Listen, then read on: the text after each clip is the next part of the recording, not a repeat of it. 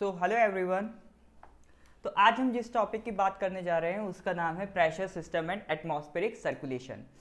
ये टॉपिक आपका physical geography में आता है। फिजिकल ज्योग्राफी में एक टॉपिक है क्लाइमेटोलॉजी। ये उसी क्लाइमेटोलॉजी का बेसिक फाउंडेशन है। अगर ये पोर्शन आपका कंप्लीट है तो आप दुनिया की कहीं की भी क्लाइमेटोलॉजी बहुत ईजीली समझ सकते हैं। तो अगले कुछ टाइम में हमारा टारगेट रहेगा कि हम इस फिगर को समझने की कोशिश करें कि आखिर ये फिगर के मीनिंग हैं क्या, क्या क्या वर्ड्स हैं। ये आई टी सी जेड क्या है, ठीक है, ये आई टी सी जेड क्या है, ये ट्रॉपिकल ईस्टर्लीज क्या है, ये एच, ये एल, ये सब क्या है। तो इस सब के बारे में पढ़ना, यही हमारा इस टॉपिक का टारगेट है। ये टॉपिक थोड़ा सा कॉम्प्लिकेटेड है, थोड़ा सा कंसेप्चुअल है, तो इसमें आपको 100% अपना कंसंट्रेशन बना के रखना पड़ेगा। तो टॉपिक शुरू करते हैं। तो टॉपिक शुरू होता है, टॉपिक का नाम है atmospheric circulation. Atmospheric circulation, atmospheric circulation का मतलब जैसे कि ये हमारी अर्थ है, इसके ऊपर ये हम मौजूद हैं, इसके ऊपर एक एटमॉस्फेयर की लेयर्स हैं। कौन कौन सी लेयर्स हैं? Troposphere, stratosphere, mesosphere and thermosphere. तो अभी तो हम फिलहाल लेयर्स की बात नहीं करेंगे, हम बात करेंगे एटमॉस्फेयर की। एटमॉस्फेयर में क्या मौजूद है? एटमॉस्फेयर में मौजूद है एयर। खास तौर से अगर हम अपने ट्रोपोस्फियर तक की लेयर की बात करें, जो हमारी सबसे पहली लेयर है, इस ट्रोपोस्फियर में सबसे ज़्यादा अमाउंट ऑफ एयर मिलता है। एयर का मतलब क्या है? Air is nothing just a mixture of gases. कई सारी गैसेस जो हमारे ट्रोपोस्फियर और एटमॉस्फेयर में मिल जाती हैं, उसी के मिक्सचर को हम कहेंगे एयर। फॉर लाइक आपका CO2, ऑक्सीजन, नाइट्रोजन, ये सारी एयर्स हमारे एटमॉस्फेयर में मौजूद रहती हैं। तो इन्हीं सारे एयर्स, ये सारी गैसेस हमारे एटमॉस्फेयर में मौजूद रहती हैं। इन्हीं सारी गैसेस के मिक्सचर को हम एयर कहते हैं। अब what is wind? Wind is nothing just a horizontal movement of air. यानी कि अगर एयर आपका हॉरिजॉन्टली मूव कर रही है तो उसी मूवमेंट को हम कहते हैं विंड। ये भी सवाल कई बार इंटरव्यू वगैरह में पूछ लेते हैं बेसिक सा कि what is the difference between air and wind. हमको एयर और विंड एक ही जैसी चीज लगती है, हम बता नहीं पाते डिफरेंस, जबकि डिफरेंस क्लियर है। एयर मतलब मिक्सचर ऑफ गैसेस और विंड मतलब हॉरिजॉन्टल मूवमेंट ऑफ एयर। तो ये पार्ट हमारा क्लियर हो गया कि एयर और विंड का डिफरेंस क्या है। चलिए ठीक है, इससे पहले हम और आगे बढ़े, एक टॉपिक पे और हम बात करना चाहेंगे। जैसे कि मान लीजिए यहाँ पर ये सरफेस ऑफ द अर्थ है, यहाँ पर आप खड़े हुए हैं। एयर आपका अगर हॉरिजॉन्टल डायरेक्शन में मूव कर रही तो हमने पढ़ लिया, इसको कहेंगे विंड। बट अगर एयर वर्टिकल डायरेक्शन में मूव करे, एयर की मर्जी कैसे भी मूव कर सकती है, तो अगर ये वर्टिकल डायरेक्शन में मूव करती है तो इसे हम कहते हैं करंट। यानी हॉरिजॉन्टल मूवमेंट को कहेंगे विंड और वर्टिकल मूवमेंट को कहेंगे करंट। अब पहला सवाल आता है, ये मूवमेंट हो क्यों रहा है? What is the driving force of this movement? तो सबसे पहले आप बेसिक मेरे एक सवाल का जवाब दीजिए। मान लीजिए ये एक स्लोप है, ये पर मैं पेड़ लगा देता हूँ ताकि आपको आइडिया लगे। ये एक सरफेस है, एक ये सरफेस है बी सरफेस, और एक सरफेस है ये ए सरफेस। तो आपसे अगर मैं कहूं कि वाटर को फ्लो कराना है, वाटर को फ्लो कराना है तो वाटर कहां पर फ्लो करेगा? बी में या ए में? आराम से सोचिए, वाटर को फ्लो कराना है, बी सरफेस में इजीली फ्लो करेगा या ए सरफेस में? तो मेरे ख्याल से कॉमन सेंस का सवाल है, आप आराम से कहेंगे बी सरफेस से वाटर फ्लो करेगा। क्यों फ्लो करेगा? क्योंकि यहाँ पर हाइट का डिफरेंस है। अगर मैं पूछूं वाटर क्यों फ्लो करेगा, तो आप कहेंगे कि यहाँ पर हाइट का डिफरेंस है। वाटर फ्लो करने का रीजन हमें मिल गया हाइट डिफरेंस। अब देखिए, इसी को टेक्निकल भाषा में क्या कहेंगे? इसी को टेक्निकल भाषा में कह देंगे there is a slope. Slope मतलब ये हाइट के डिफरेंस को हम क्या कह देंगे? स्लोप। यानी कि इसी को हम स्लोप कह रहे हैं। और ज्यादा अगर इसे टफ बनाना हो तो हम वर्ड यूज करेंगे ग्रेडियंट, कि there is a gradient between these two sides. ये पोजीशन 1, पोजीशन 2, इन पोजीशन के बीच में क्या है? हाइट का ग्रेडियंट है। हाइट का ग्रेडियंट मतलब यहाँ पर हाइट का डिफरेंस है। ग्रेडियंट का मतलब होता है स्लोप, और कोई मतलब नहीं होता है। ग्रेडियंट मतलब स्लोप। ये टफ सा वर्ड दिखता है बट बहुत आसान वर्ड है। तो जिस तरह से वाटर को फ्लो करने के लिए ग्रेडियंट चाहिए, यानी कि स्लोप चाहिए, यानी कि हाइट का डिफरेंस चाहिए, सेम उसी तरह से विंड को भी चाहिए प्रेशर डिफरेंस। यानी विंड कब मूव करेगी? विंड मूव करेगी प्रेशर डिफरेंस की वजह से। विंड का मूवमेंट होगा प्रेशर डिफरेंस की वजह से। प्रेशर डिफरेंस कह लीजिए या फिर आप कह सकते हैं प्रेशर ग्रेडियंट। प्रेशर डिफरेंस भी कह सकते हैं प्रेशर ग्रेडियंट भी कह सकते हैं। अब कॉमन सेंस की बात है, जैसे पानी के लिए हमने क्या देखा था, किस हाइट से किस हाइट जा रहा है, ज़्यादा हाइट से कम हाइट, ठीक है, ज़्यादा हाइट से कम height, from high to low flow कर रहा है। सेम इसी तरह से जो विंड मूव करेगी वो मूव करेगी from a location of high pressure to a location of low pressure. जिस लोकेशन पे हाई प्रेशर होगा वहां से विंड जाएगी और जिस लोकेशन पे प्रेशर लो होगा वहां पर विंड आएगी। अब अगला सवाल आता है, sir what is pressure, pressure क्या होता है, इसकी भी चर्चा कर लेते हैं। तो प्रेशर की चर्चा समझिए। देखिए प्रेशर के लिए हम सिंपल सा फॉर्मूला पढ़ते हैं, फोर्स अपॉन एरिया। बट इस फॉर्मूले का मतलब क्या है, इस फॉर्मूले का मतलब है जैसे कि मान लीजिए ये सरफेस है, इस सरफेस पर एक ब्लॉक रखा है, ये ब्लॉक क्या करेगा, इस सरफेस पे फोर्स लगाएगा, इस सरफेस पे फोर्स लगाएगा ये ब्लॉक। बट अगर मैं बात करूं कि पर यूनिट एरिया कितना फोर्स लग रहा है, अगर मैं ये मतलब अगर सिर्फ इतने एरिया पर जानना चाहता हूं कितना फोर्स लग रहा है, तो वो कहलाएगा आपका प्रेशर। यानी पर यूनिट एरिया कितना प्रेशर फोर्स लग रहा है उसी को हम कहते हैं प्रेशर। यानी प्रेशर हो या फोर्स हो, दोनों चीजों में आपको फील क्या होगा, आपको फील होगा एक दबाव। आपको ऐसा लगेगा कोई चीज दबा रही है किसी को। यहाँ पर ब्लॉक क्या कर रहा है, ब्लॉक क्या कर रहा है, सरफेस को दबा रहा है, यानी ब्लॉक क्या कर रहा है, सरफेस पे फोर्स लगा रहा है, फोर्स लगा रहा है। और इस एरिया में कितना फोर्स लगा रहा है उसको कहेंगे हम प्रेशर। इतने एरिया में कितना फोर्स लगा रहा है उसी को हम कहेंगे प्रेशर। यानी प्रेशर मतलब कितना दबाव फील हो रहा है। आई होप यहां तक आपको समझ में आ गया होगा प्रेशर का मतलब क्या है। अब हमारे मतलब के रिगार्डिंग क्या है, हमें मतलब है एटमॉस्फेरिक प्रेशर।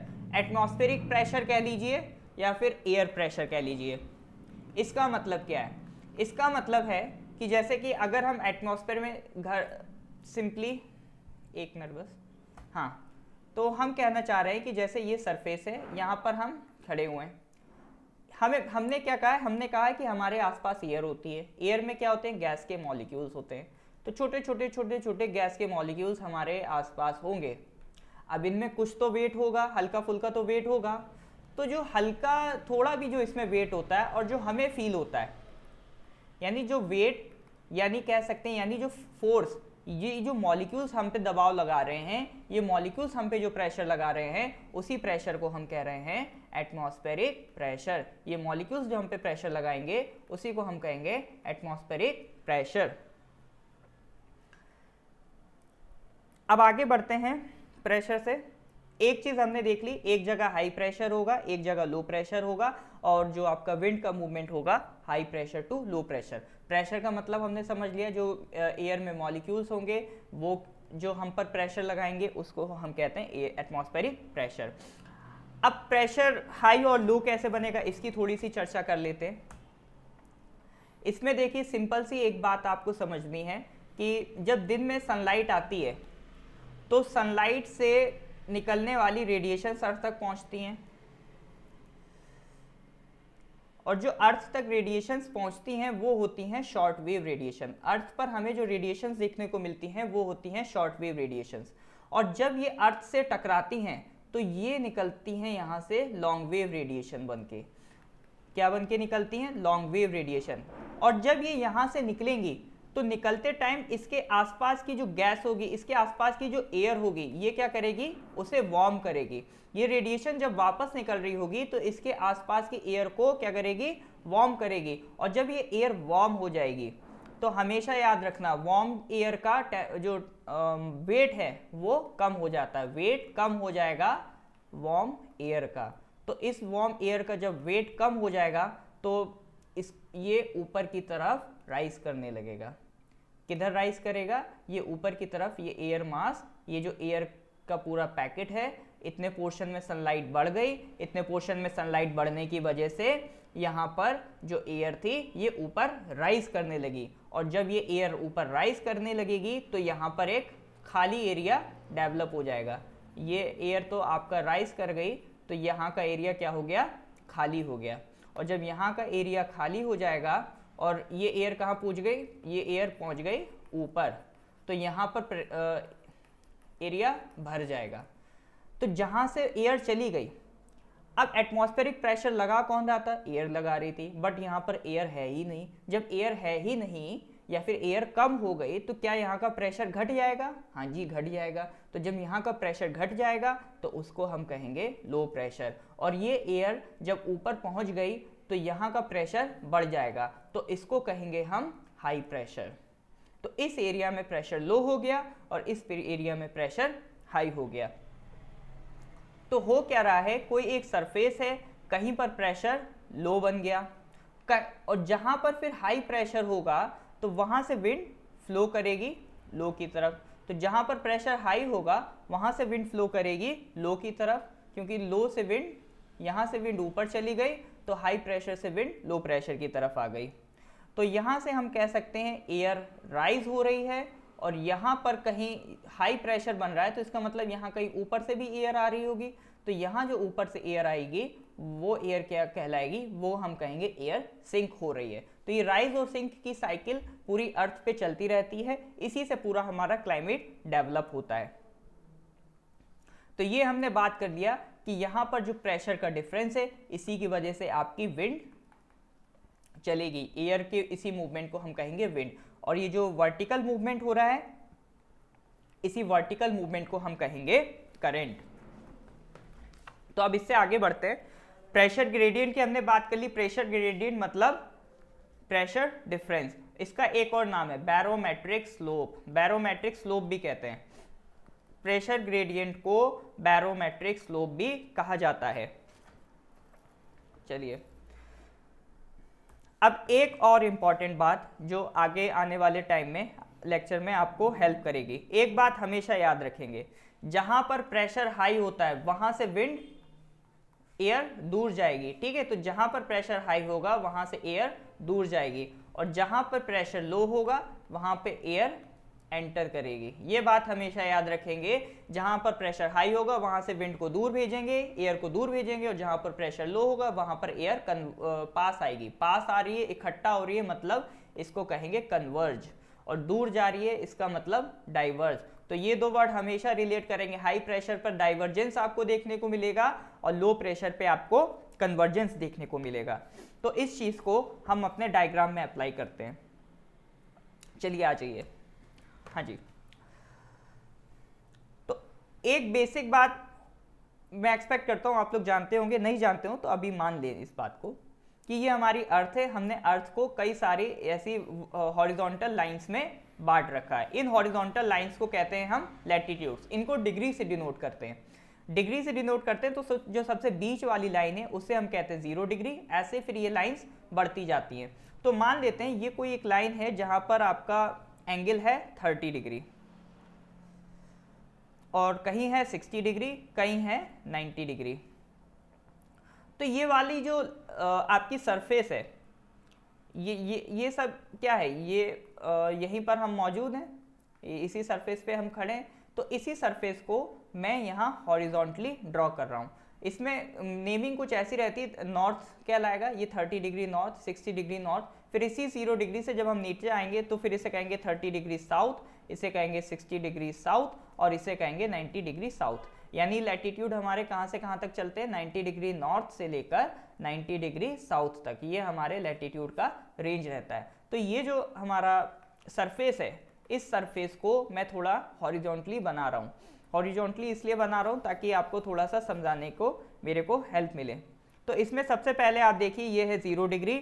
0 डिग्री पे इक्वेटर है, और एक बात हम जानते हैं कि सनलाइट जब अर्थ पे पड़ती है तो सबसे ज़्यादा वो असर डालती है इक्वेटर पे। इक्वेटर सबसे हॉटेस्ट होता है, तो इक्वेटर पे सबसे ज़्यादा सनलाइट पड़ने की वजह से वहाँ की एयर सबसे ज़्यादा राइज करेगी। तो इक्वेटर पे सनलाइट ज़्यादा पड़ेगी तो इक्वेटर की एयर सबसे ज़्यादा राइज करेगी, और एयर राइज करेगी तो वहाँ पर क्या क्रिएट करेगी, वहाँ पर क्रिएट करेगी लो प्रेशर। और आसपास के जो एरिया होंगे 30 डिग्री नॉर्थ और 30 डिग्री साउथ, ये आसपास के एरिया, यहाँ पर प्रेशर यहाँ के मुकाबले, ये इक्वेटर 0 डिग्री के मुकाबले 30 डिग्री नॉर्थ का प्रेशर ज़्यादा होगा, तो यहाँ मैं लिख देता हूँ हाई प्रेशर। इसी तरह से ये 30 डिग्री साउथ का प्रेशर इस 0 डिग्री इक्वेटर से तो ज़्यादा ही होगा, तो यहाँ भी हमने लिख दिया हाई प्रेशर। अब मिल गया डिफरेंस, यहाँ हाई यहाँ लो, तो विंड तो फ्लो करेगी हाई टू लो, ये हाई ये लो, ये इस तरह से विंड का मूवमेंट आपको देखने को मिलेगा।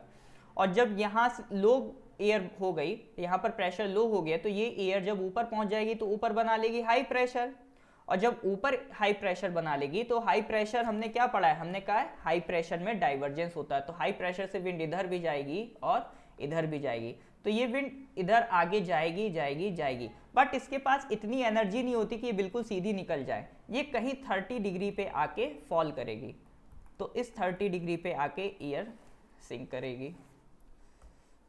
इसको मैं और अच्छे डायग्राम से दिखा देता हूँ, जैसे ये वाला, अभी आप सिर्फ इतना पोर्शन देखिए, जैसे 30 डिग्री नॉर्थ वाला, ये इक्वेटर है, यहाँ से विंड राइज कर करके ये 30 डिग्री नॉर्थ, यहाँ पर क्या था, लो प्रेशर बनाया इसने, यहाँ पर बनाएगा हाई प्रेशर, और इस हाई प्रेशर से डाइवर्जेंस होगा इधर और इधर, तो ये विंड आपकी गई गई गई 30 डिग्री नॉर्थ पे जाके, अब इसकी एनर्जी खत्म हो गई, या कह सकते हैं ऊपर जाके एयर का टेम्परेचर कम हो जाएगा, क्योंकि हमें पता है हाइट बढ़ने से टेम्परेचर कम हो जाता है, तो यहाँ पर जाके इसका टेम्परेचर भी कम हो जाएगा, तो ये राइज करना भी छोड़ देगी और अब ये गिरना शुरू कर देगी, तो 30 डिग्री पे आते ही ये गिरने लगेगी, गिरते गिरते यहाँ पर इकट्ठा होने लगेगी, तो जहाँ पर एयर इकट्ठा होने लगती है तो वहाँ पर अब यहाँ पर प्रेशर क्या कर देगी, यहाँ पर प्रेशर हो जाएगा हाई, और ये हाई टू लो, यानी कि कुल मिला के एक पूरी साइकिल चलने लगी है। आप फील कर सकते हैं ये पूरी एक साइकिल इसी तरह से चलती रहेगी, यहाँ पर टेम्परेचर बढ़ेगा, लो प्रेशर होगा, एयर राइज करेगी तो आसमान में क्या बना लेगी, हाई प्रेशर,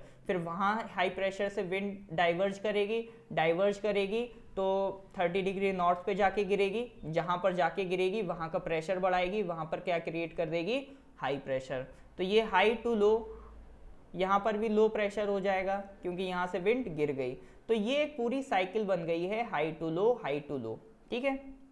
तो इस पूरी साइकिल को हम कहते हैं सेल, और इस सेल का नाम है हेडले सेल, जिन्होंने डिस्कवर करा उन्हीं के नाम पे हमने इस सेल का नाम रख दिया है, इस सेल का नाम रखा है हमने हेडले सेल। तो एक सेल हम पढ़ चुके हैं। अब एक बात आप हमेशा याद रखिएगा, जहां से विंड राइज करती है तो यहाँ पर प्रेशर हाई होगा, तो यहाँ पर एयर इकट्ठा हो रही है, ठीक है, तो यहाँ पर एयर का टेम्परेचर कम हो जाएगा, फिर ये यहाँ पर अगर बहुत ज़्यादा एयर इकट्ठा हो जाती है तो यहाँ पर रेनफॉल भी कर सकती है, इसीलिए आपको यहाँ पर रेनफॉल देखने को मिलेगा। बट 30 डिग्री पर 30 डिग्री नॉर्थ या इधर जाएंगे 30 डिग्री साउथ, यहाँ पर आपको कोई रेनफॉल नहीं देखने को मिलेगा, क्योंकि यहाँ पर जो एयर है वो ऊपर टिकी नहीं रही है, वो एयर क्या कर रही है, नीचे सिंक करी जा रही है, तो इस वजह से आपको जो 30 डिग्री नॉर्थ और 30 डिग्री साउथ के जो लैटिट्यूड्स हैं वहाँ पर जनरली डेजर्ट्स देखने को मिलते हैं, क्योंकि वहाँ पर रेनफॉल नहीं होगा। तो यहाँ से अब हम एक बात तो समझ सकते हैं इस डायग्राम में कि ये 0 डिग्री हमारा इक्वेटर वाला जो रीजन है, एल मतलब लो प्रेशर, यहाँ पर इस पूरे रीजन में क्या होगा, प्रेशर लो होगा, इस पूरे लाइन पर प्रेशर लो होगा, और ये 30 डिग्री पे हमने अभी देखा प्रेशर हाई होगा, तो इस 30 डिग्री वाली लाइन को हम कहते हैं सब ट्रॉपिकल हाई प्रेशर बेल्ट। सब ट्रॉपिकल हाई लिखा है तो इसका नाम है सब ट्रॉपिकल हाई प्रेशर बेल्ट। सब ट्रॉपिकल हाई प्रेशर बेल्ट है आपका इस 30 डिग्री लैटिट्यूड का नाम, और इसको कह देते हैं equatorial low pressure belt, equatorial low pressure belt. तो यहां तक अभी हमने समझ लिया है कि एक लाइन आपकी बन गई ये लो वाली, इस एरिया में आपको प्रेशर लो दिखेगा और इस एरिया में प्रेशर हाई दिखेगा, तो एक कंडीशन हाई टू लो की डेवलप हो गई है। अब आगे हम ये विंड सिस्टम पढ़ें, ईस्टर्ली वेस्टर्ली पढ़ें, इससे पहले हम दो बेसिक कंसेप्ट के बारे में डिस्कस करेंगे। तो पहला बेसिक कंसेप्ट जो हम डिस्कस कर रहे हैं उसको ध्यान से देखिएगा, वो है आपका आइसोबार।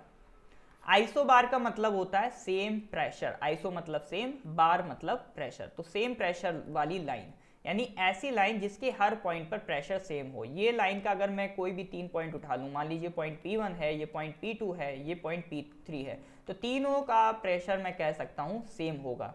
तो अगर आप लैटिट्यूड्स को देखें तो हमने इक्वेटर पे लो प्रेशर लिखा है, यानी इस पूरी लाइन का प्रेशर क्या होगा, सेम होगा, और इस पूरी लाइन का प्रेशर सेम होगा, ऐसा हम मान के चलते हैं। तो एक लाइन है, इसका कुछ प्रेशर है मान लीजिए 1000 मिली बार। एक लाइन है, इसका प्रेशर है मान लीजिए 900 मिली बार।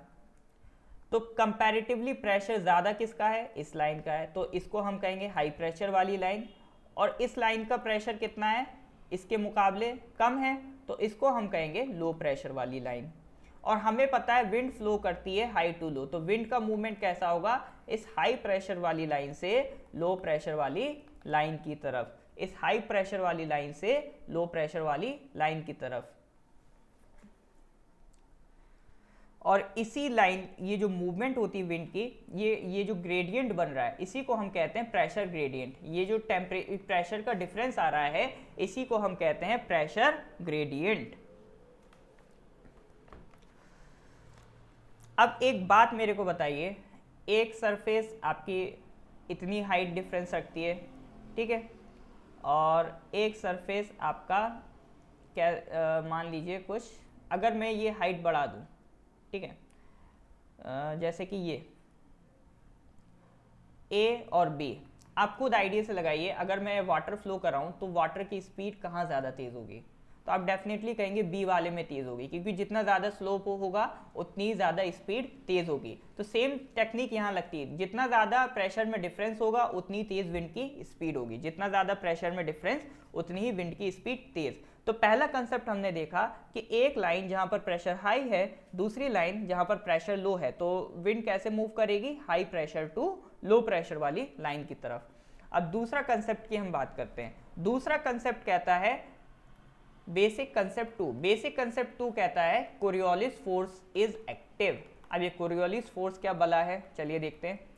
कोरियोलिस फोर्स का मतलब है, इसको फील करना है तो आप ऐसे फील कर सकते हैं, जैसे कि मान लीजिए आप ये स्विमिंग पूल है, ये नदी है, आप इस नदी में तैरने गए, आप इस ए पॉइंट से चलेंगे, ये नदी के वाटर का डायरेक्शन है, बट आप तैरने गए, आप इस ए पॉइंट से चलेंगे, तो क्या आप ए पॉइंट से बी पॉइंट पे पहुंचेंगे या ए पॉइंट से सी पॉइंट से पहुंचेंगे? तो यहाँ पर मैं बताना चाहूँगा आप ए पॉइंट से सी पॉइंट पे पहुंचेंगे। क्यों पहुंचेंगे? क्योंकि आप तो चल ही रहे हैं, बट साथ ही साथ आप जिस मीडियम में चल रहे हैं वो भी तो आपको खींच रहा है आगे की तरफ। आप जिस मीडियम में चल रहे हैं वो भी आपको आगे की तरफ खींच रहा है, तो आप बिल्कुल इस पॉइंट पे ना पहुंच के आप सी पॉइंट पर पहुंचेंगे। कुछ यही कंसेप्ट कोरियोलिस फोर्स का है। एक्चुअली में जब हम अर्थ की बात करते हैं तो क्या अर्थ रुकी हुई है? बिल्कुल भी रुकी हुई नहीं है, अर्थ भी तो मूव कर रही है, अर्थ भी तो रोटेट कर रही है। अर्थ का रोटेशन कैसे हो रहा है? West direction to east direction. ये इस तरह से एंटी क्लॉकवाइज आप कह सकते हैं अर्थ का मूवमेंट हो रहा है। तो ये जो अर्थ का मूवमेंट है ये विंड के भी मूवमेंट को असर करेगा। तो जब विंड इस मान लीजिए इस हाई प्रेशर से यहाँ कहीं लो प्रेशर है इसकी तरफ जाना चाहेगी, तो ये अर्थ का मूवमेंट भी इसको इम्पैक्ट करेगा। अब इसका इम्पैक्ट क्या पड़ेगा उसको आप सिंपली नोट डाउन कर लीजिए, इसका रिजल्ट क्या होगा, क्योंकि इसकी मैथमेटिकल कैलकुलेशन है वो हमारे किसी काम की नहीं है। इसको आपको डायरेक्टली याद कर लेना है कि ये किस तरह से मूव करता है। तो जैसे कि अगर मैं बात करूं नॉर्थ हेमिस्फीयर, जैसे ये इक्वेटर वाली लाइन है, इस इक्वेटर से अगर आप ऊपर की तरफ जाएंगे तो कहलाएगा नॉर्थ हेमिस्फीयर, और नीचे की तरफ जाएंगे तो नीचे वाला पोर्शन कहलाएगा साउथ हेमिस्फीयर। तो अगर आप नॉर्थ में मूवमेंट कर रहे हैं, अगर आप जैसे इधर नॉर्थ में मूवमेंट कर रहे हैं तो कोरियोलिस फोर्स का इफेक्ट आपको क्लॉकवाइज लगा देना है। यानी आप जैसे भी मूव करना चाहेंगे कोरियोलिस फोर्स आपको क्लॉकवाइज रोटेट करा देगी। क्लॉकवाइज मतलब घड़ी इस तरह से मूव करती है, घड़ी इस तरह से चलती है, तो घड़ी के रोटेशन के हिसाब से क्लॉकवाइज। और अगर आप साउथ में जाना चाहेंगे तो साउथ में कोरियोलिस फोर्स आपको एंटी क्लॉकवाइज रोटेट करा देगा। यानी घड़ी अगर ऐसे चलती है तो ये हो गया क्लॉकवाइज, अब क्लॉकवाइज का अपोजिट एंटी क्लॉकवाइज। तो अगर आप साउथ में चलना चाहेंगे तो कोरियोलिस फोर्स आपको कैसे रोटेट करा देगा? कोरियोलिस फोर्स आपको रोटेट करा देगा इन एंटी क्लॉकवाइज डायरेक्शन। अब पहला कंसेप्ट हमने क्या पढ़ा था? पहला हमने पढ़ा था विंड फ्लो करती है हाई से लो की तरफ, और दूसरा हमने पढ़ लिया कि अगर नॉर्थ में चलो तो कोरियोलिस फोर्स के इम्पैक्ट क्लॉकवाइज लगा दो, और साउथ में चलो तो कोरियोलिस फोर्स का इम्पैक्ट एंटी क्लॉकवाइज में लगा दीजिए। अब इसका इम्पैक्ट हम पे क्या पड़ेगा? अब हम ये देख लेते हैं हमारे मतलब का इसमें क्या है। हमारे मतलब का इसमें ये है कि जैसे ये हमारा इक्वेटर है और ये 30 डिग्री वाली लाइन, इसको हम क्या कह रहे थे, सब ट्रॉपिकल हाई प्रेशर बेल्ट। इस लाइन पे प्रेशर हाई है और इसको हम कह रहे थे इक्वाटोरियल लो प्रेशर बेल्ट। इस बेल्ट पे प्रेशर लो है। तो जैसा कि हम पढ़ चुके हैं मूवमेंट हाई टू लो होता है, ठीक है, हाई टू लो होता है। तो ऐसा मूवमेंट होना चाहिए था। इसको मैं थोड़ा सा इधर ऐसे इरेज कर देता हूँ। हाँ, तो मूवमेंट कुछ आपका इस तरह से होना चाहिए था। बट क्या मूवमेंट ऐसा रह पाएगा? ये कौन सा हेमिस्फीयर है? ये हेमिस्फीयर है नॉर्थ का, तो ये 30 डिग्री नॉर्थ। सेम कंडीशन आपकी इधर 30 डिग्री साउथ है। 30 डिग्री साउथ पे भी हाई प्रेशर है और यहाँ पर लो प्रेशर है। तो यहाँ भी विंड हाई टू लो कुछ इस तरह से मूव करना चाहेगी। हाई टू लो विंड कुछ इस तरह से मूव करना चाहेगी। बट क्या ऐसे मूव कर पाएगी? ऐसे मूव नहीं कर पाएगी। थोड़ा सा हम कलर चेंज करते हैं फिर देखते हैं। हाँ जी, आ जाइए नॉर्थ हेमिस्फीयर में। नॉर्थ हेमिस्फीयर में हमने पढ़ा था कोरियोलिस फोर्स लगता है क्लॉकवाइज। नॉर्थ हेमिस्फीयर में कोरियोलिस फोर्स लगता है क्लॉकवाइज और साउथ हेमिस्फीयर में लगता है एंटी क्लॉकवाइज। तो नॉर्थ हेमिस्फीयर ऊपर वाला हिस्सा कोरियोलिस फोर्स लगेगा क्लॉकवाइज। क्लॉकवाइज मतलब इस तरह से मूवमेंट। तो ये इधर ऐसे जाना चाहेगा, कोरियोलिस फोर्स इसको इधर रोटेट करा देगा। ये आपका ऐसे रोटेट हो जाएगा। ये कुछ इस तरह से आपको रोटेशन देखने को मिलेगा। ये साफ कर दें अगर हम रेड वाली लाइन, तो आप खुद देखिए, ये देखिए इसका रोटेशन कैसा हो गया। सेम इसी तरह से साउथ हेमिस्फीयर में एंटी क्लॉकवाइज मतलब कुछ इस तरह से, ये कुछ इस तरह से टर्न हो जाएंगी एंटी क्लॉकवाइज। ये देखिए इस तरह से कुछ ये एंटी क्लॉकवाइज टर्न हो गई। अब मैं रेड वाली इरेज कर देता हूं ताकि आपको और क्लियरिटी से दिख जाए। ये देखिए, तो क्या हम कह सकते हैं कि ये विंड रोटेट हो गई, टिल्ट हो गई? सीधी आनी चाहिए थी, टकरानी चाहिए थी, बट नहीं, ऐसा नहीं होगा। यहां पर हमें फील हो रहा है कि ये विंड किधर मुड़ गई, ईस्ट डायरेक्शन की तरफ, क्योंकि इधर ईस्ट है, इधर वेस्ट है, इधर नॉर्थ है, इधर साउथ है। तो ये विंड किधर मुड़ गई? ये विंड मुड़ गई ईस्ट की तरफ। सॉरी, उल्टा बोल गया मैं। ये विंड किधर मुड़, ये मैं उल्टा बना गया। हाँ, ये ईस्ट है, ये वेस्ट है। तो मेरे को ये देखने को मिल रहा है कि ये विंड किधर मुड़ गई, ये मुड़ गई वेस्ट की तरफ। और यहां पर अगर कोई पर्सन खड़ा हुआ है तो उसे क्या फील होगा? उसे फील होगा ये विंड ईस्ट से आ रही है और वेस्ट की तरफ जा रही है। यहां पे अगर आप खड़े हो जाएंगे तो आपको जाके फील होगा ये विंड ईस्ट डायरेक्शन की तरफ से आ रही है। तो विंड के केस में बिल्कुल सिंपल फंडा होता है, जिस डायरेक्शन से विंड आती है उसी के नाम पर उसका नाम हम रख देते हैं। तो ये ईस्ट डायरेक्शन से आ रही है तो इसको हम बोलेंगे ईस्टर्ली, इसको हम बोलेंगे ईस्टर्ली। और इसका दूसरा नाम होता है ट्रेड विंड्स। इसका हमने दूसरा नाम क्या दिया है? Trade winds. यानी कि 30 डिग्री नॉर्थ से 30 डिग्री साउथ के बीच चलने वाली लाइंस कौन सी होती हैं, उनको हमने नाम दिया है ट्रेड विंड्स का। और इनकी डायरेक्शन क्या रहेगी? ईस्ट डायरेक्शन से वेस्ट डायरेक्शन की तरफ। अब हम अपने उस डायग्राम पे आते हैं। ये देखिए, अब उम्मीद है आपको इसमें से कुछ थोड़ा थोड़ा फील आ रहा होगा। जैसे अभी आप इसमें से भी ये 30 डिग्री नॉर्थ से 30 डिग्री साउथ वाला इलाका देखिए, तो इसमें आपको फील आ रहा होगा कि ये विंड ईस्ट से वेस्ट की तरफ जा रही है, ईस्ट से वेस्ट की तरफ जा रही है ये विंड, ईस्ट से वेस्ट की तरफ जा रही है ये विंड। तो क्या मैं कह सकता हूं कि ये विंड आपकी ट्रेड विंड है? इन्हीं को हमने नाम दिया है ट्रेड विंड। ट्रेड विंड भी कह देते हैं और दूसरा नाम है ट्रॉपिकल ईस्टर्लीज, क्योंकि ईस्ट डायरेक्शन से आ रही हैं तो ईस्टर्ली। और ये ट्रॉपिकल रीजन है, 30 डिग्री नॉर्थ से 30 डिग्री साउथ, ये कौन सा रीजन है? ये रीजन है ट्रॉपिकल रीजन, तो इसको हम कहेंगे ट्रॉपिकल ईस्टर्लीज। तो ये पोर्शन हम क्लियर कर चुके हैं। अब हम बढ़ते हैं आगे की तरफ।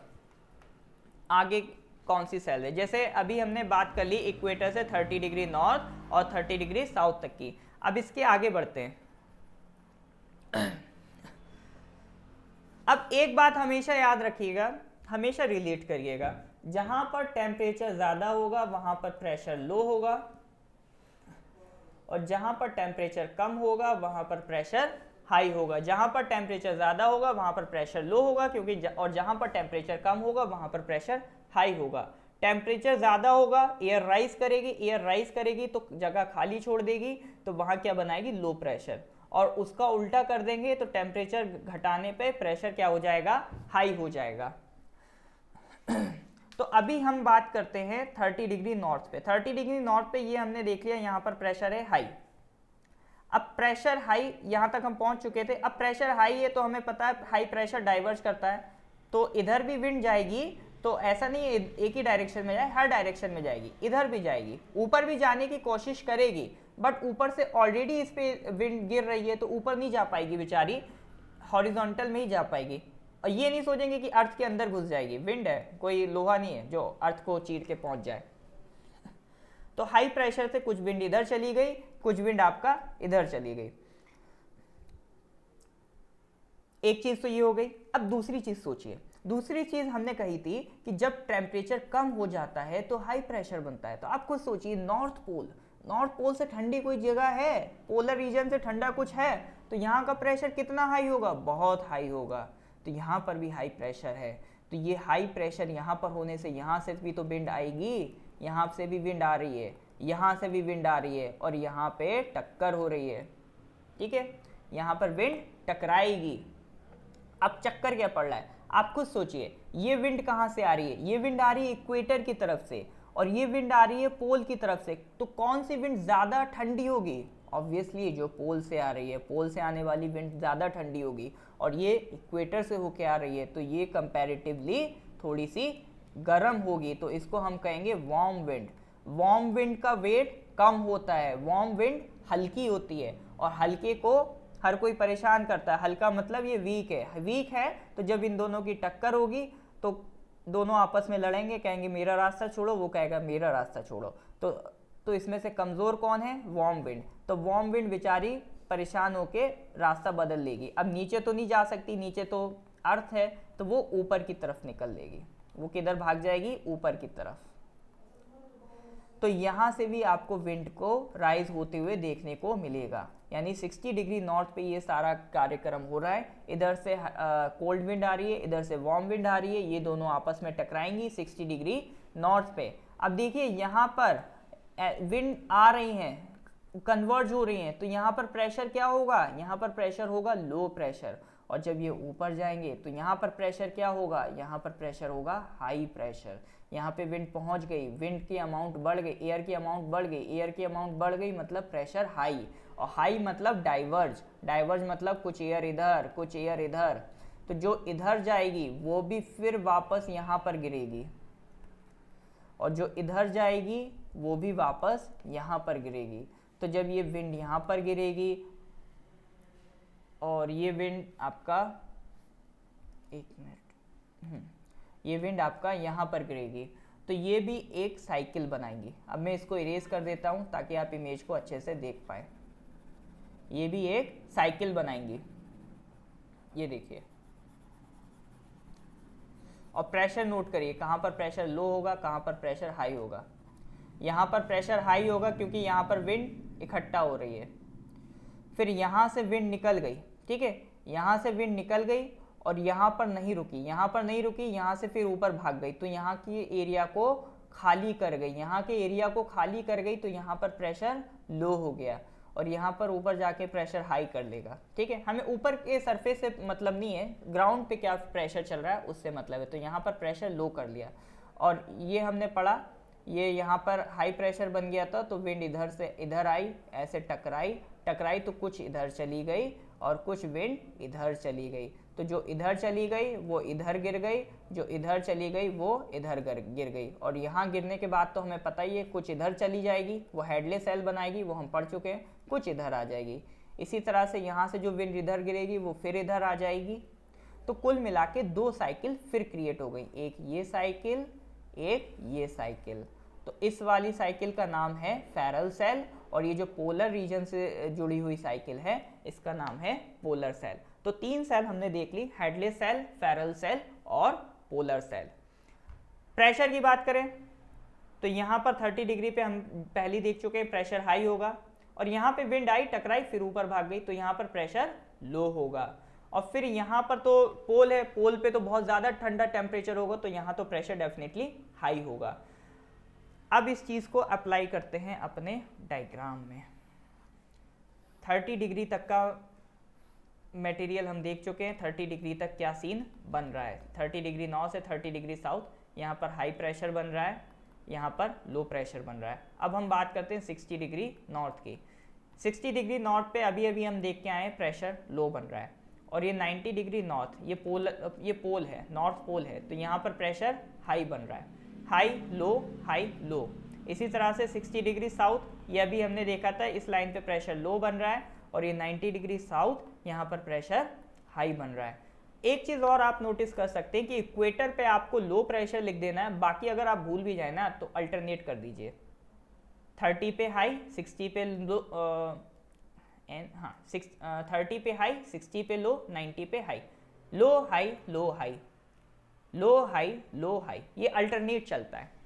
तो 30 डिग्री तक की हम बात कर चुके हैं, अब 60 डिग्री की बात करते हैं। अब देखिए यहाँ पर प्रेशर हाई है, यहाँ पर प्रेशर लो है, तो विंड कैसे मूव करेगी, विंड मूव करेगी high to low, high to low. इसी तरह से यहाँ पर भी ये 30 डिग्री पर हाई है, 60 डिग्री पे लो, तो यहाँ भी विंड कैसे मूव करेगी, हाई टू लो।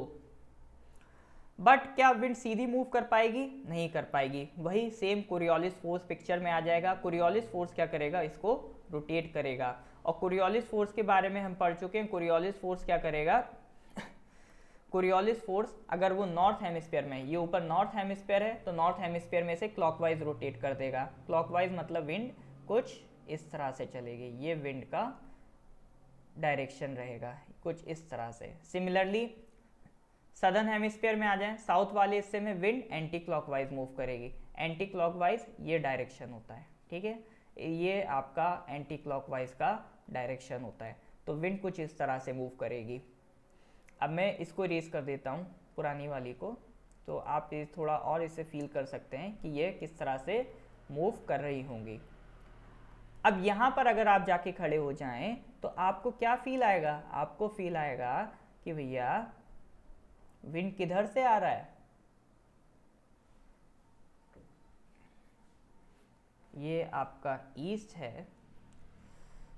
ये थोड़ा सा मैं गलत बना गया हूँ, ठीक है, ये हाई टू लो वाला। अभी मैं बताता हूँ इसमें हमने क्या गलती करी है। इसमें हमने गलती ये करी है, हाई टू लो डेफिनेटली इस तरह से मूवमेंट होना चाहिए था, लेकिन हो क्या रहा है, यहाँ पर हो ये रहा है कि आपका एंटी क्लॉकवाइज रोटेट कराना है, तो एंटी क्लॉकवाइज मतलब यूँ, ये एंटी क्लॉकवाइज होता है, तो ये विंड कैसे आएगी, इस तरह से आएगी। हमने उसे क्लॉकवाइज रोटेट करा दिया था। ये गलतियाँ हो जाती हैं, ये आपको ध्यान रखना है। तो इसके बाद अब ये आपका बिल्कुल इसको पुराना वाला इरेज कर दें, तो अब देखिए, अब यहाँ पर अगर आप खड़े हो जाएं तो आपको क्या लगेगा, विंड कहाँ से आ रही है, ये ईस्ट से, ये वेस्ट से, आपको फील आएगा विंड आ रही है वेस्ट डायरेक्शन से। आप यहाँ खड़े हो जाएं, आपको क्या फील होगा, आपको फील होगा विंड आ रही है वेस्ट डायरेक्शन से। तो अगर आपको ऐसा फील हो रहा है कि विंड आ रही है वेस्ट डायरेक्शन से, तो बस विंड का नाम रख देंगे वेस्टर्ली, यानी वेस्ट से आने वाली विंड वेस्टर्ली, और ईस्ट से आने वाली को कहते थे ईस्टर्ली। ये भी वेस्ट से आ रही है तो इसका हमने नाम रख दिया वेस्टर्लीज। सिमिलरली इसी तरह से ये हाई ये लो, ये हाई से लो विंड आनी चाहिए थी बिल्कुल सीधी इस तरह, ये बिल्कुल स्ट्रेट। यहाँ भी विंड हाई टू लो बिल्कुल कैसी आनी चाहिए थी, स्ट्रेट आनी चाहिए थी। बट क्या कोरियोलिस फोर्स इसे सीधा आने देगा, बिल्कुल सीधा नहीं आने देगा। कोरियोलिस फोर्स क्या करेगा, हाई टू लो में अगर नॉर्थ हेमिस्फीयर है तो क्लॉकवाइज, क्लॉकवाइज बोले तो इस तरह से रोटेट करा देगा कुछ इस तरह से। सिमिलरली इसमें एंटी क्लॉकवाइज बोले तो कुछ इस तरह से रोटेट करा देगा। ये विंड आपकी ऐसे रोटेट हो गई। अब पुरानी वाली विंड को हम इरेज कर देते हैं, उसको इरेज कर देंगे तो ये देखिए,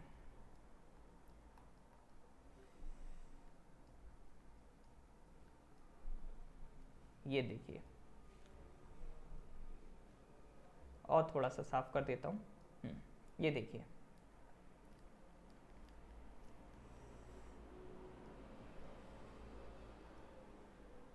हाँ जी।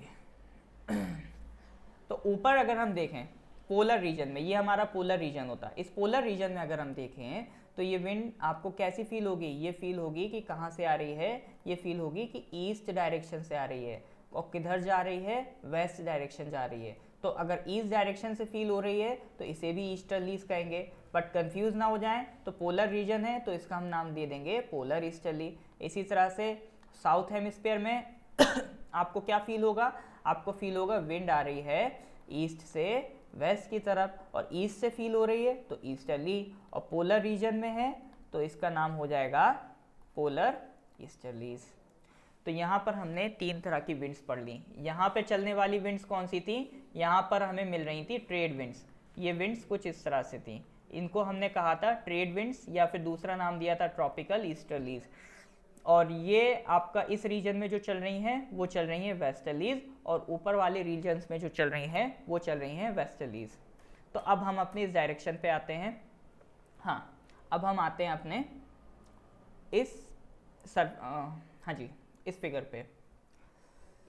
तो अब आप देख सकते हैं इस फिगर को कि ये वाली जो लाइन है इसको कहते हैं इक्वेटोरियल लो प्रेशर वाली लाइन। इसका इसी का दूसरा नाम है डोल्ड्रम। दूसरा नाम क्या है इसका, डोल्ड्रम। तो ये जो 0 डिग्री वाली लाइन है इस पर प्रेशर लो है, इस पर प्रेशर हाई है, ये 30 डिग्री वाली लाइन, और ये 60 डिग्री वाली लाइन प्रेशर लो है, 90 डिग्री वाली लाइन प्रेशर हाई है। यहाँ पर जो चलने वाली विंड्स हैं इनको हम क्या कह रहे हैं, ट्रेड विंड्स कह रहे हैं। नॉर्थ ईस्ट क्यों कह रहे हैं, क्योंकि ऐसा ये फील हो रहा है कि ये ईस्ट है ये नॉर्थ है, तो ऐसा फील हो रहा है, तो इसीलिए नॉर्थ ईस्ट वर्ड भी यूज़ कर लेते हैं। तो इनका नाम है ट्रेड विंड्स। और इसे साउथ ईस्ट इसलिए कह रहे हैं क्योंकि ये आपका ईस्ट है, ये साउथ है, ये वेस्ट है, तो ये कहाँ से आती फील हो रही हैं, ये फील हो रही हैं साउथ ईस्ट डायरेक्शन से, तो इसे कह रहे हैं साउथ ईस्ट। तो कुल मिला के ये याद रखना है आपको, ये जो ट्रॉपिकल रीजन में इस वाले रीजन में चलने वाली विंड्स हैं वो कहलाएंगी ट्रेड विंड्स, वो कहलाएंगी ट्रेड विंड्स। और इस वाले जो रीजन में चल रही हैं विंड्स उन्हें कहेंगे वेस्टर्लीज। और ये ऊपर वाले रीजन में जो विंड्स चल रही हैं उन्हें हम कहेंगे पोलर ईस्टर्लीज। तो कुल मिला के 3 टाइप्स की विंड हमने डिस्कस कर ली हैं, trade winds, westerlies, polar easterlies. इन्हीं को हम कहते हैं प्लैनेटरी विंड्स। अब आ जाते हैं अपने असली अपने प्रीवियस डायग्राम पे, जो मैंने कहा था कि हमें अभी शुरू में शायद भले ही समझना है बट एक टाइम बाद ज़रूर समझ में आएगा। तो अब मुझे उम्मीद है कि आप इसको काफ़ी हद तक फैमिलियर हो गए होंगे, आप समझ पा रहे होंगे कि ये मूवमेंट इसी तरह क्यों हो रहा है, ये मूवमेंट इसी तरह क्यों हो रहा है, ये मूवमेंट इसी तरह क्यों हो रहा है। ठीक है, अच्छा इसमें कंफ्यूज नहीं करेंगे कि ये ऐसे है और आप ऐसे बना रहे हैं, दोनों एक ही बात है, आपको डायरेक्शन समझना है। ठीक है, तो low pressure, high pressure, low pressure, तो 3 तरीके की विंड्स हमने देख ली, ट्रेड विंड्स, वेस्टर्लीज और ईस्टर्लीज। उम्मीद है यहाँ तक आप क्लियरली समझ चुके होंगे चीज़ों को। अब इसमें थोड़ी सी फैक्चुअल बातें और मैं बताना चाहूँगा जैसे कि आपका ये 30 डिग्री से 60 डिग्री के बीच में चलती हैं वेस्टर्लीज।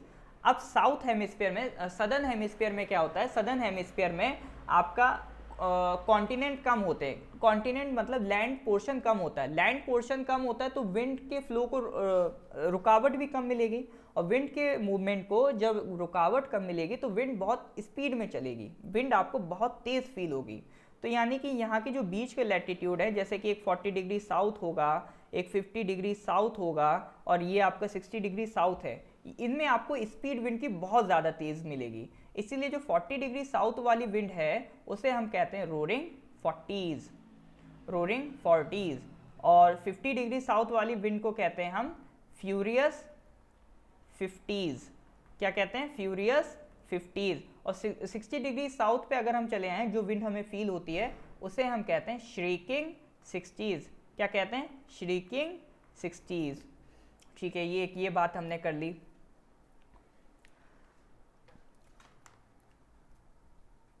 एक बात और, अब हम बात करेंगे इंटरट्रॉपिकल कन्वर्जेंस जोन की। इसका मतलब क्या है, अब देखिए एक चीज़ फील करिए कि यहाँ पर आकर विंड कन्वर्ज नहीं हो रही है क्या, ये विंड यहाँ पर इकट्ठा हो रही है इस तरह से, और यहाँ से भी विंड कन्वर्ज हो रही है। अगर आप इसको फील करें तो यहाँ विंड क्या हो रही है, कन्वर्ज हो रही है, कन्वर्ज हो रही है मतलब इकट्ठा हो रही है, इकट्ठा हो रही है, तो इसी को हम क्या कहेंगे, इसी को हम कहेंगे कन्वर्जेंस जोन, यानी ऐसा एरिया जहाँ पर विंड क्या हो रही है, कन्वर्ज हो रही है। और 30 डिग्री नॉर्थ से 30 डिग्री साउथ ये अराउंड अराउंड कौन सा एरिया होता है, ये होता है हमारा ट्रॉपिकल एरिया। दो ट्रॉपिक्स के बीच में रीजन होता है। इस साइड हमें मिलता है ट्रॉपिक ऑफ कैंसर और इस साइड हमें मिलता है ट्रॉपिक ऑफ कैप्रिकॉर्न। एक लाइन ऊपर कहलाती है ट्रॉपिक ऑफ कैंसर, ऊपर वाली लाइन ये वाली, और ये नीचे वाली कहलाएगी ट्रॉपिक ऑफ कैप्रिकॉर्न। तो इन दो ट्रॉपिक्स के बीच के रीजन को हम कहेंगे इंटर ट्रॉपिकल। इन दो ट्रॉपिक्स के बीच के रीजन को कहेंगे इंटर ट्रॉपिकल। और ये यहाँ पर जो विंड कन्वर्ज हो रही है तो इसकी वजह से इस रीजन को हम कहेंगे इंटर ट्रॉपिकल कन्वर्जेंस जोन। क्या कहेंगे, इंटर ट्रॉपिकल कन्वर्जेंस जोन। अब एक लास्ट चीज और मैं यहाँ पर बताना चाहूंगा कि जैसे मान लीजिए आप ए पॉइंट पर खड़े हैं, बी पॉइंट पर खड़े हैं, सी पॉइंट पर खड़े हैं, आपको विंड कहाँ फील होगी, आपको विंड सिर्फ बी पर फील होगी, ए पर फील नहीं होगी। ए पर इसलिए नहीं फील होगी क्योंकि आप यहाँ पर खड़े हुए रहेंगे और विंड क्या है, ऐसे घूम के ऊपर निकल जाएगी, विंड ऐसे घूम के ऊपर निकल जा रही, आपको विंड फील ही नहीं होगी। आपको विंड फील करने के लिए बी पोजीशन पे जाना पड़ेगा। सी पर भी फील नहीं होगी क्योंकि आप यहाँ खड़े रहेंगे, विंड आके ऐसे निकल जाएगी, विंड आके ऐसे निकल जाएगी। तो जो लोकेशन जहाँ पे विंड आपको फील ना हो, यानी जहाँ पर लो या हाई बन रहा हो, तो उन लोकेशन को कहते हैं हम काम लोकेशन। काम मतलब नो विंड, जहाँ पर आपको विंड नहीं मिले। तो जहाँ पर ये हाई लो की हम बात कर रहे हैं, यहाँ पर किसी तरह की विंड नहीं है और इन्हीं को हम कहते हैं काम लोकेशन। और जो इक्वेटर वाली बेल्ट होती है, और जो आपकी इक्वेटर वाली बेल्ट है, इसी को हम क्या कहते हैं, डोल्ड्रम। इस इक्वेटर वाली बेल्ट को यहाँ ये भी काम बेल्ट होगी कि यहाँ पे भी कंडीशन कैसी होगी, बिल्कुल काम, और इसका दूसरा नाम होता है डोल्ड्रम। तो उम्मीद है यहाँ पर मैंने आपके काफ़ी कंसेप्ट क्लियर करे होंगे एटमॉस्फेरिक प्रेशर से रिलेटेड। Thank you.